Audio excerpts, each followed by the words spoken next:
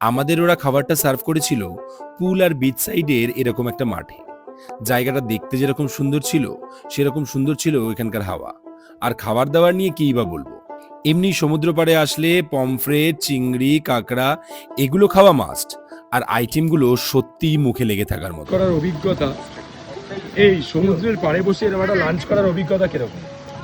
খুব সুন্দর। তোর? তোমার? খুব খুব ভালো, তোমার? খুব খুব সুন্দর, তোর? একদম অসাম। এই এরকম সমুদ্র পাড়ে বসে লাঞ্চ করার এ অভিজ্ঞতা ক্লাস। তোমার? দাদার ভাষায় বলতে গেলে ও লাভলি। কোন দাদা?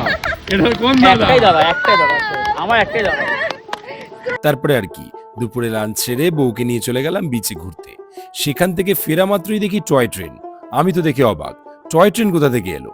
তারপর সবাই মিলে গিয়ে বসলাম টয় ট্রেনে। এই টয় ট্রেনে করে ওরা পুরো ওদের রিসর্টটা ঘুরিয়ে দেখায়। মোটামুটি 40 বিঘে রিসর্ট, পায়ে হেঁটে পুরোটা ঘুরতে মোটামুটি আধ ঘন্টা লাগবে। এই টয় ট্রেনে করে ওরা 5 মিনিট পুরো রিসর্টটা রাউন্ড করে ঘোরায়। আর সন্ধেবেলায় রিসর্টটার ভিউটা সত্যি অসাধারণ। টয় ট্রেনে যেতে যেতে রিসর্টটা দেখতে এত সুন্দর লাগছিল যে কি বা বলবো। তারপর রুমে গিয়ে আমি আর বউ মিলে রুমে ব্যালকনি থেকে পুরো রিসর্টটা উপভোগ করছিলাম। রিসর্টটায় টোটাল 4খানা পুল, সাথে একটা পুকুরও রয়েছে। এই এত সুন্দর ভিউ দেখতে দেখতে এই রুমের মধ্যে সার্ভ করে দিল ওরা সন্ধে স্ন্যাক্স বউয়ের সঙ্গে একটা চা পার্টির মতনই হয়ে গেল। তারপর চিকেন, মটন, কাঁকড়া খেতে খেতে রাত্রিবেলা সবাই মিলে আড্ডা মারলাম। সকালবেলা ঘুম থেকে উঠে দেখি ব্রেকফাস্টের এলাহি আয়োজন, বাফেট সিস্টেম, নিজের মতো নাও আর খাও। রাত্রিবেলা যে পুকুরটা দেখছিলাম, সেই পুকুরে ভোরবেলা বউকে নিয়ে চলে গেলাম একটা রাইডে, বোট রাইড। আগেই বলেছিলাম এই রিসর্টটা ফ্যামিলিদের জন্য একদম বেস্ট। এর কারণগুলো এটাই, এই সব কিছু রাইড উপভোগ করা যায়, একটা অন্যরকম ফিলিংস লাগে, মনে হয় কোনো পার্কে ঘুরতে এসেছি। আবার আমাদের ছোটবেলার অভ্যাস গেল না, সকালবেলা আবার বেরিয়ে পড়লাম টয় ট্রেনে করে ঘুরতে।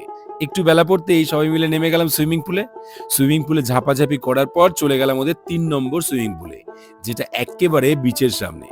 সেখানে গিয়ে সবাইকে ধাক্কা মেরে জলে নামালাম।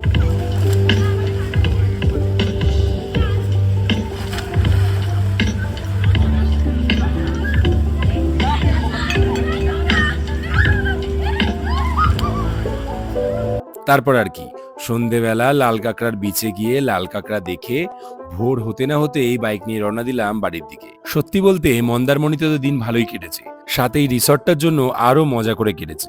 কমেন্ট বক্স, মেসেজ বক্স ভরে যাচ্ছে রিসর্টটার ঠিকানার জন্য। ডেসক্রিপশনে সব দিয়ে দিলাম, ফোন করলে ভাড়া থেকে শুরু করে ডিটেলস সব কিছু বলে দেবে। আর আমার ভিডিও দেখে বুক করেছো বললে অনেকটা ডিসকাউন্ট করে দেবে। আজ তবে আসি, দেখা হচ্ছে পরের ভিডিওতে। টাটা।